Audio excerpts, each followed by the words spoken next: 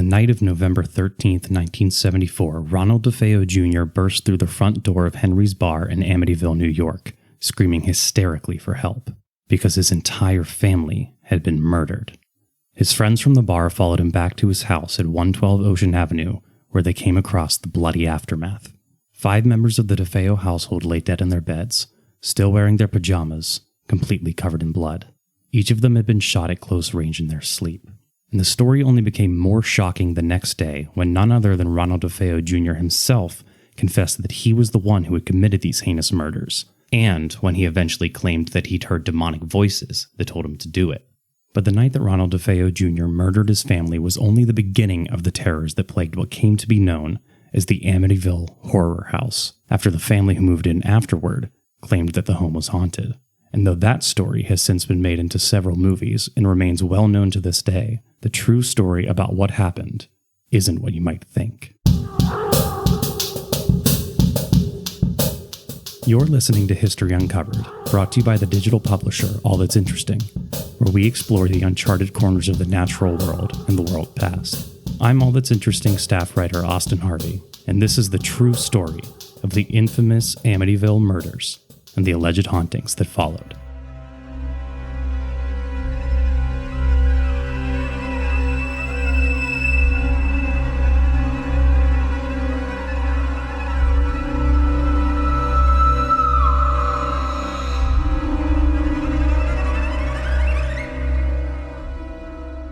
The DeFeo household was far from perfect.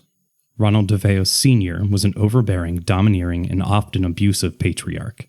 His wife Louise, who had once dreamed of pursuing a modeling career, became a withdrawn background figure in Big Ronnie's house.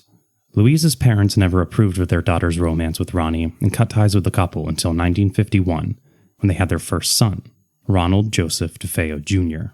Young Ronald, known by his nickname Butch, had a difficult childhood. As the firstborn son, his father set high expectations for him and dealt out especially harsh punishments when they weren't met. Years later, Louise's brother Michael recalled an incident from when Butch was just 2 years old.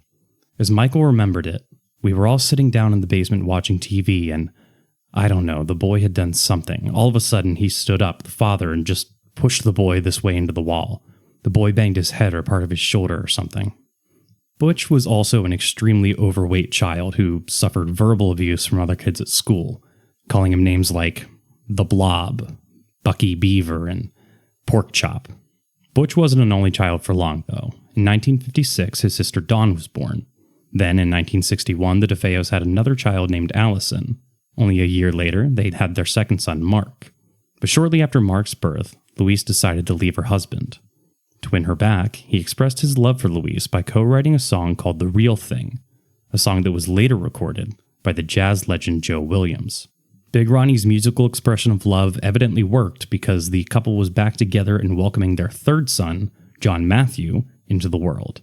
Around this time, they had also moved from their cramped Brooklyn apartment into a lavish home in the affluent Long Island community of Amityville, all thanks to Louise's father, who paid for both the house and the life-size portraits of the family that hung inside it.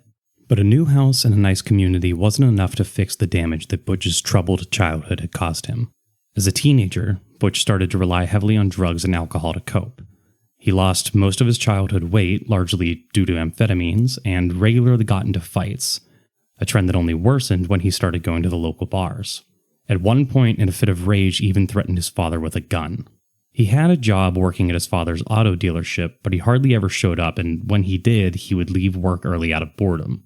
It didn't matter anyway. His parents were giving him a weekly stipend in hopes that it would appease the troubled young man. Unfortunately, it didn't.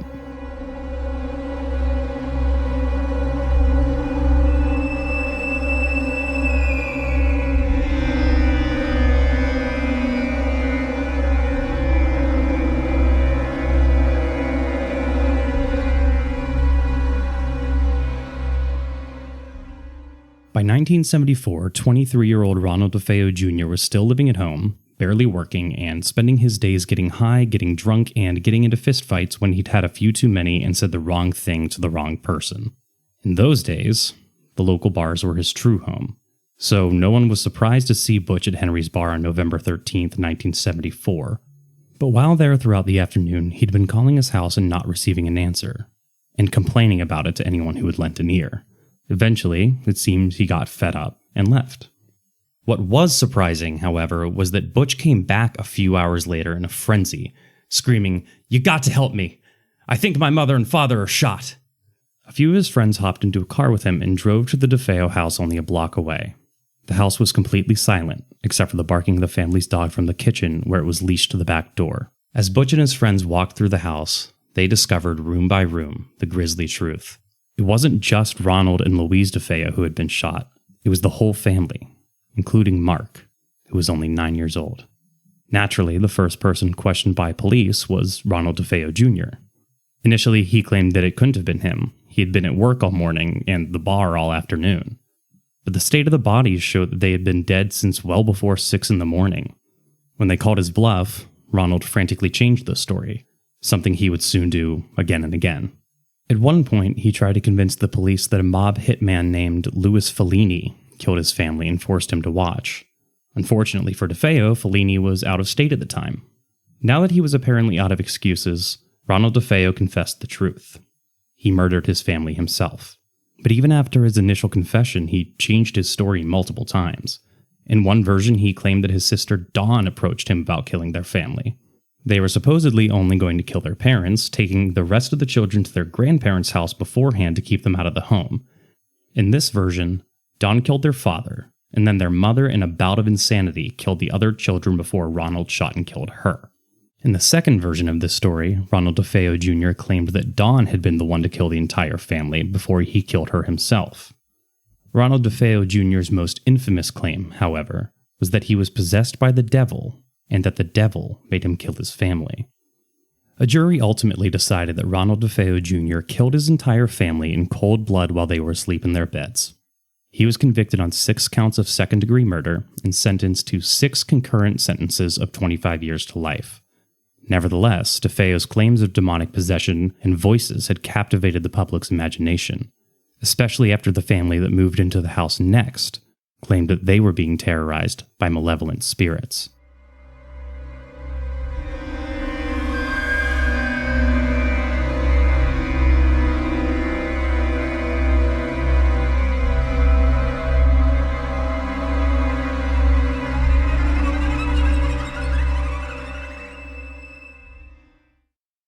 In July of 1975, a newlywed couple named George and Kathy Lutz found their dream home.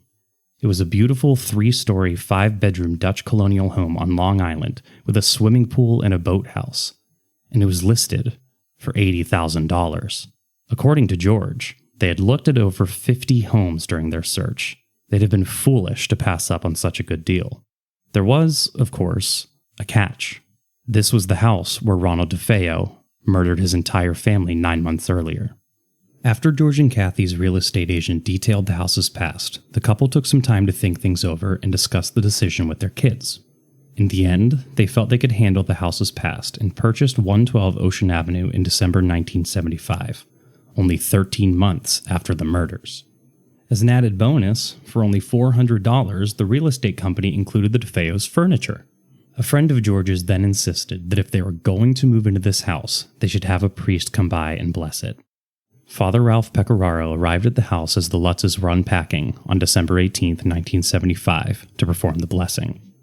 Almost immediately, Father Pecoraro claimed he heard a deep, masculine voice demanding that he leave, though he didn't mention this to the Lutzes on his way out.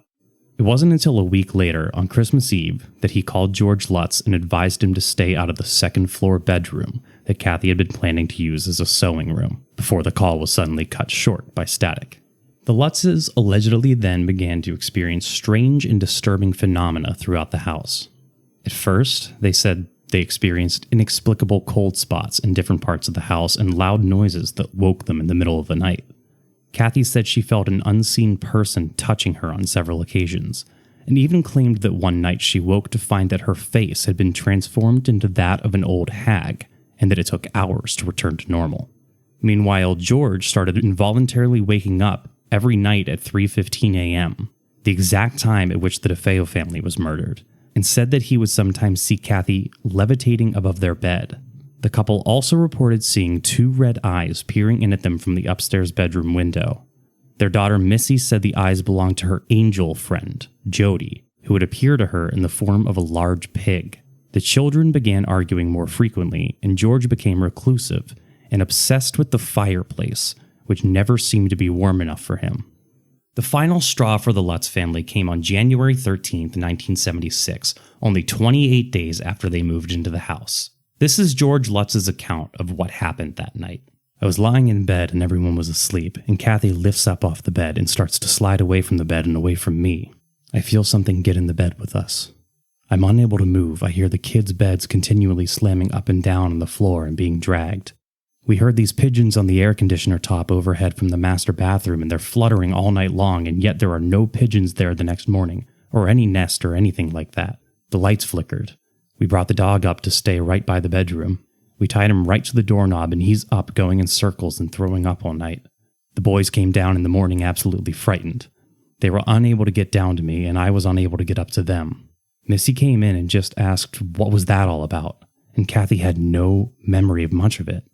The Lutz's family claims about their house being haunted soon attracted the attention of the local news media, but the story didn't end there.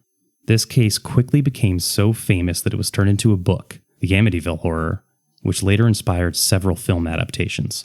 The case also attracted the attention of 2 famous self-proclaimed demonologists named Ed and Lorraine Warren, and launched their careers as 2 of the most famous paranormal investigators in the world, which later inspired the Conjuring film series. But according to Ronald DeFeo Jr.'s attorney, William Weber, the entire Amityville horror story is a hoax. He has long claimed that the Lutzes approached him with an idea for a book, and that together they created the story over many bottles of wine. He also sued them for taking the story of the haunting to another publishing partner, demanding a share of the profits, which amounted to $60 million. In any case, George Lutz and his sons Daniel and Christopher always maintained that they truly did have paranormal experiences inside their Amityville home, and the film franchises based on the events have certainly been successful enough to make them stick to their story.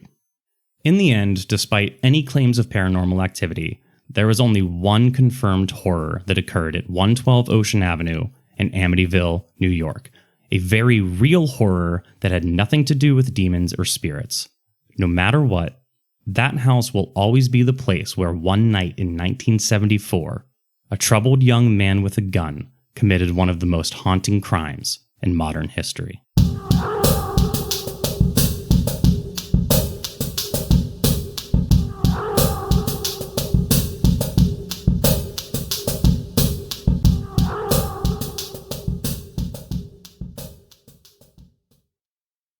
Thanks for listening to History Uncovered.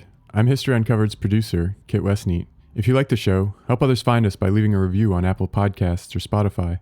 And be sure to follow the All That's Interesting and History Revealed pages on Facebook and Real History Uncovered on Instagram. Make sure you don't miss out on the new episodes and subscribe to the History Uncovered podcast. And keep up with our latest stories at allthat'sinteresting.com.